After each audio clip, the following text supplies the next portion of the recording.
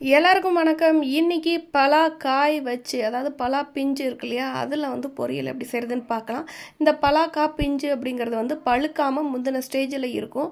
இது கொஞ்சம் சீடு வந்த நிலமையிலையும் இருக்கும், சீடு வராத காய் கூட இருக்குது. அந்த மாதிரினா நீங்கள் இதில் வந்து வேஸ்டேஜ் எதுவுமே இருக்காது, சேர்த்து நீங்கள் பொடியாக கட் பண்ணிடலாம். இந்த மாதிரி கொஞ்சம் சீடு வந்த ஸ்டேஜில் இருக்குது அப்படின்னா இந்த மாதிரி ஒரு தண்டு மாதிரி இருக்குது பார்த்தீங்களா, அதை நீங்கள் ரிமூவ் பண்ணிடணும்.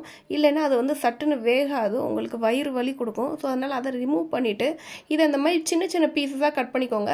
ஒருவேளை சீடு கொஞ்சம் பெருசாக தெரியுது அப்படின்னா நீங்கள் அதை ரெண்டாக கட் பண்ணிவிட்டு உள்ளே இருக்க சீடை ரிமூவ் பண்ணி பாருங்கள். வந்துச்சு அப்படின்னா அதுக்கு மேலே ஒரு லேயர் இருக்கும் ஸ்கின்னு, அதையும் கூட நீங்கள் ரிமூவ் பண்ணிட்டா பெட்டரு. ஏன்னா அதுவுமே வந்து உங்களுக்கு ஒரு கண்ணாடி மாதிரியான ஒரு தோல் மாதிரி இருக்கும். ஸோ உங்களுக்கு செரிமானம் ஆகிறதுக்கு ரொம்பவே கஷ்டப்படும். ஸோ அதனால் இந்த மாதிரி சின்ன குழந்தைங்களுக்குலாம் நீங்கள் கொடுக்குறீங்க அப்படின்னா இந்த மாதிரி ரிமூவ் பண்ணிவிட்டு அதுக்கப்புறமா நீங்கள் குட்டி குட்டியாக கட் பண்ணி வச்சுக்கோங்க. ரொம்ப பிஞ்சாக இருக்குது அப்படின்னா எதையுமே நீங்கள் வந்து ரிமூவ் பண்ணுற மாதிரி இருக்காது, டேரெக்டாக அது குட்டி குட்டியாக அரிஞ்சிடலாம். தோல் மட்டும் சீவிட்டு குட்டி குட்டியாக அரிஞ்சிடலாம். எனக்கு இந்த மாதிரி கொஞ்சம் சீடு வந்த ஸ்டேஜ் அப்படிங்கிறதுனால நான் இந்த மாதிரியெல்லாம் ஸ்கின்னுக்கு மேலே இருக்கிறதெல்லாம் நான் கொஞ்சம் ரிமூவ் பண்ணிவிட்டு இந்த மாதிரி பொரியலுக்கு காயின் இருக்கிற மாதிரி குட்டி குட்டியாக நீங்கள் கட் பண்ணி எடுத்து வச்சுக்கோங்க. இதை வந்து ஒரு இட்லி பாத்திரத்தில் நல்லா வேக வச்சு எடுத்துக்க போகிறோம். இதை வந்து நீங்கள் தண்ணியில் போட்டு வேக வச்சிங்கன்னா அதோட கலர் மாறதுக்கு வாய்ப்பு இருக்குது, அதே மாதிரி அதோட டேஸ்ட்டுமே கொஞ்சம் மாறிடும். ஸோ அதனால் இட்லி பாத்திரத்தில் நான் ஒரு துணி போட்டுட்டு நான் வந்து இதை வந்து மூடி வச்சு வேக வச்சுக்கிறேன். இப்போ இதுக்கு தேவையான தேங்காய் வந்து அரைச்சிக்கலாம். ஒரு செல் அளவுக்கு தேங்காய் வந்து குட்டி குட்டியாக கட் பண்ணி இதில் ஆட் பண்ணிக்கிறேன். ஆட் பண்ணிவிட்டு ஒரு 4லேருந்து 5 சின்ன வெங்காயம் உரித்து அதையும் இதோட சேர்த்துக்கலாம். சேர்த்துட்டு ஒரு 4-5 பூண்டு பல் அதையும் இதோட சேர்த்துக்கோங்க. சேர்த்துட்டு காரத்துக்கு தகுந்த மாதிரி நான் 2 வரமிளகா மட்டும் போட்டுக்கிறேன்.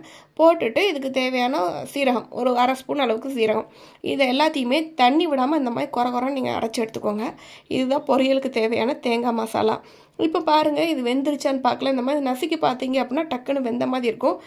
அந்த மாதிரி வெந்ததுக்கப்புறமா நீங்கள் வந்து ஸ்டவ் ஆஃப் பண்ணிவிட்டு எடுத்துடலாம். இது பார்க்குறதுக்கு பார்த்தீங்கன்னா உங்களுக்கு கிட்டத்தட்ட முட்டைகோஸ் மாதிரியே இருக்கும். டேஸ்ட்டு கூட கிட்டத்தட்ட கொஞ்சம் ஒத்து போகிற மாதிரி தான் இருக்கும். நீங்கள் மறக்காமல் ட்ரை பண்ணி பாருங்கள். அப்புறமா கடாயில் கொஞ்சமாக ஆயில் விட்டுட்டு, ஆயில் நல்லா சூடானதுக்கப்புறமா கடுகு உளுந்து போட்டு வெடிக்க விட்டுட்டு ஒரு பெரிய பல்லாரி வெங்காயம் வந்து குட்டி குட்டியாக கட் பண்ணி வச்சுருக்கிறேன், அதை அதில் ஆட் பண்ணிக்கலாம். ஆட் பண்ணி வெங்காயத்தை நல்லா வதக்கி விட்ருங்க. வெங்காயம் ஓரளவு வதங்கினதுக்கப்புறமா கருவேப்பிலையை குட்டி குட்டியாக கட் பண்ணி வச்சுட்டு அதையும் இதோட சேர்த்துக்கோங்க. கருவேப்பிலையும் போட்டு நல்லா நீங்கள் வதக்கி விட்ருங்க.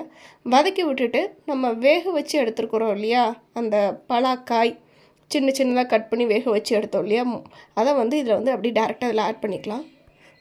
இதில் சேர்த்துட்டு இந்த வெங்காயம் எண்ணெய் அதெல்லாம் சேர்த்து நல்லா கிண்டி விட்ருங்க. இந்த காய் அதையெல்லாம் ஒன்று போல் நல்லா சேர்ந்து கிண்டி வரட்டும். நல்லா கிண்டினதுக்கப்புறமா இதுக்கு தேவையான உப்பு நீங்கள் சேர்த்துக்கலாம். உப்பு வந்து நான் பொடி உப்பு தான் சேர்த்துக்கிறேன். உப்பு சேர்த்துட்டு உப்பையும் நல்லா எல்லா பக்கமும் ஈவனாக ஸ்ப்ரெட் ஆகிற மாதிரி நீங்கள் கிண்டி விட்ருங்க. கிட்டத்தட்ட இது முட்டைகோஸ் பொரியல்னே நீங்கள் சொல்லலாம், பார்க்குறதுக்கு அப்படி தான் இருக்கும். அப்புறமா கொஞ்சம் மஞ்சள் தூள் போட்டிங்கன்னா கொஞ்சம் கலர் வந்து கொஞ்சம் எல்லோயிஷாக இருக்கும். மஞ்சள் தூளுமே ஆப்ஷனல் தான், வேண்டாம்னா விட்டுறலாம். இது எல்லாம் ஈவனாக நீங்கள் மிக்ஸ் பண்ணிவிட்டு நம்ம அரைச்சி வச்சுருந்தோம் இல்லையா அந்த தேங்காய் மிக்ஸ்சர், அதையும் வந்து இதில் வந்து போட்டு கொட்டிடுங்க. கொட்டிட்டு இது நல்லா ஈவனாக ஸ்ப்ரெட் பண்ணி விட்ருங்க.